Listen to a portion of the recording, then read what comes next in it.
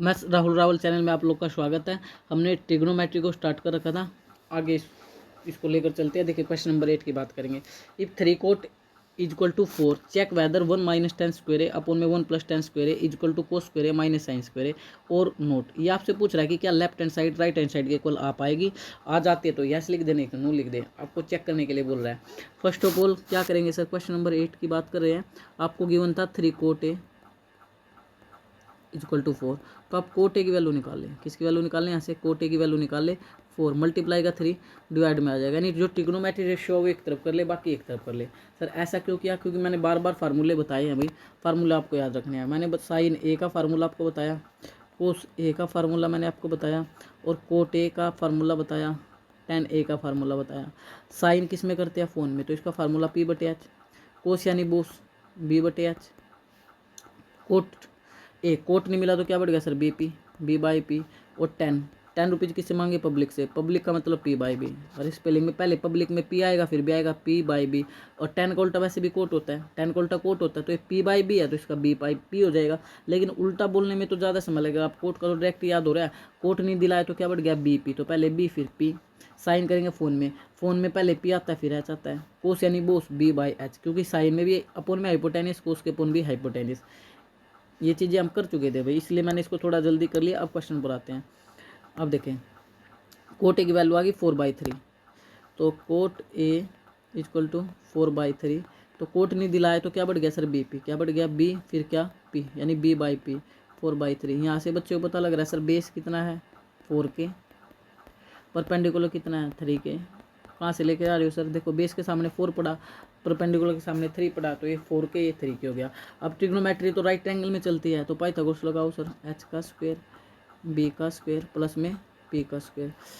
Base कितना है, base है 4 के, अगर के लेकर चलोगे तो के से के कट जाएगा, लेकिन जरूरत ही नहीं, आपने कैसे क्वेश्चन बहुत कर लिया है। क्योंकि जब 4 सेंटीमीटर होता था तो आप 4 का स्क्वायर करते थे या सेंटीमीटर का भी स्क्वायर करते थे, यूनिट का तो नहीं करते, ये तो यूनिट है, तो इसलिए आप खाली 4 लिख ले, 4 का स्क्वायर प्लस परपेंडिकुलर 3 का स्क्वायर। इसको सोल्व करें, 4 का स्क्वायर 16, 3 का स्क्वायर 9, अरे 4 का स्क्वायर 16, 3 का स्क्वायर 9, 16 और 9 करोगे तो कितना आ गया 25, 16 और 9 25, हाइपोटेनियस इक्वल टू आ गया 25, तो ये एच स्क्वायर आकर के इधर रूट हो जाएगा, तो 25 किसका होता है 5 का, तो हाइपोटेनियस आ गया 5 के, हाइपोटेनियस कितना आ गया 5 के, और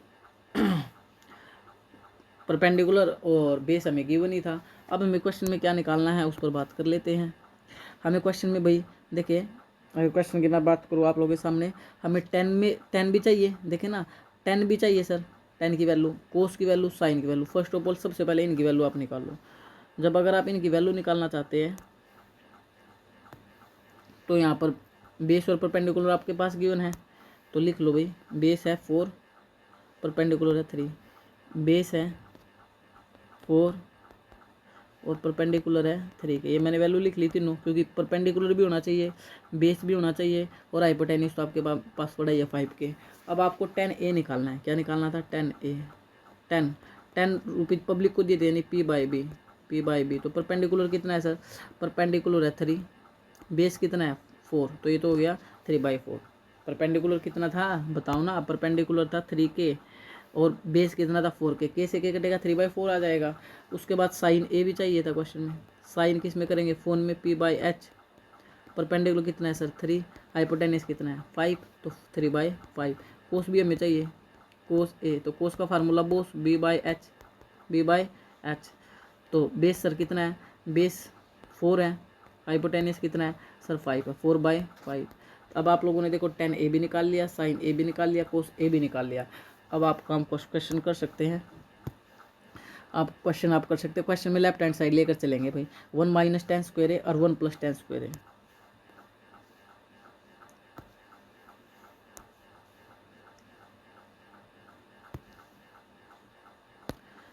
लेफ्ट हैंड साइड लेकर चलते हैं। लेफ्ट हैंड साइड में क्या है, 1 माइनस टेन स्क्वायर है अपॉन में 1 प्लस टेन स्क्वायर है, ये में चाहिए भाई, तो 1 माइनस टेन स्क्वायर है, तो वैल्यू रखो 1 माइनस 10 ये आप लोगों ने निकाला था, 10 निकाला था, 10 की वैल्यू आई थी सर 3/4, क्या आई थी 3/4, तो यहाँ पर रख दो 3/4, और इस 10 का स्क्वायर है तो इसका भी होल स्क्वायर कर दो, अपोन में आओ, 1 प्लस 10a तो 3/4 है, इसका भी होल स्क्वायर कर दो। इसको सोल्व करो।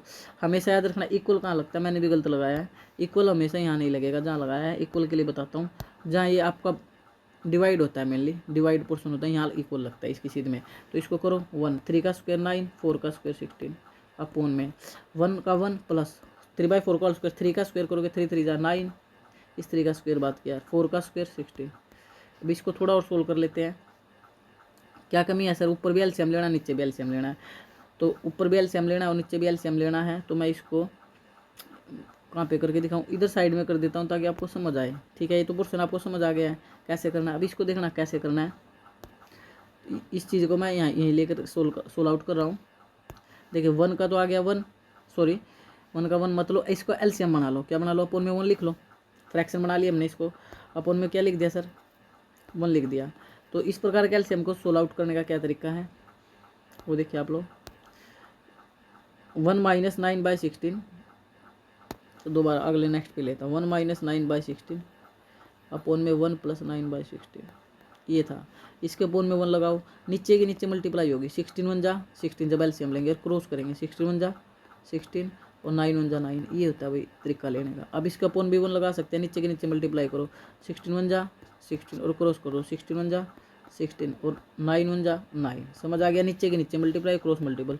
16 में से 9 जाएगा तो 7/16 अपोन में 16 और 9 करोगे तो कितना आ जाएगा 25/16, 25/16। अरे 16 में से 9 गया तो 7/16 और 16 + 9 25/16। अब 4 सीढ़ियाँ बन गई है। जब 4 सीढ़ियाँ बनती है तो बाहर की कहाँ होती है बाहर, और अंदर की कहाँ होती है अंदर। तो बाहर की क्या कर दो बाहर, तो 7 की मल्टीप्लाई किससे करोगे 16, 7 भी बाहर है 16 बाहर है, तो 7 × 16 और अपोन में 16 × 25।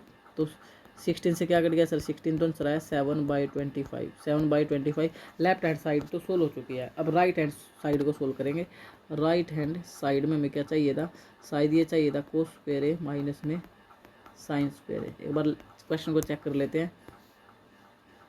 ये आओ, कोस स्क्वायर ए माइनस साइन स्क्वायर ए, यही चाहिए था। तो कोस की वैल्यू और साइन की वैल्यू देख लो। कोस की वैल्यू ये 4/5 है, साइन की वैल्यू 3/5 है। तो 4/5 3/5, 4/5 का होल स्क्वायर माइनस में 3/5 का होल स्क्वायर। ये कहाँ से लिखा सर, कोस की वैल्यू थी 4/5, इसका स्क्वायर है तो इसका भी स्क्वायर कर दिया। साइन की वैल्यू थी 3/5, इसका स्क्वायर है तो इसका भी स्क्वायर कर दिया। 4 का स्क्वायर होता है 16, 5 का स्क्वायर 25, 3 का स्क्वायर 9, 5 का स्क्वायर 25। तो 16 में से 9 गया, 16 में 9 गया तो 7/25, 7/25।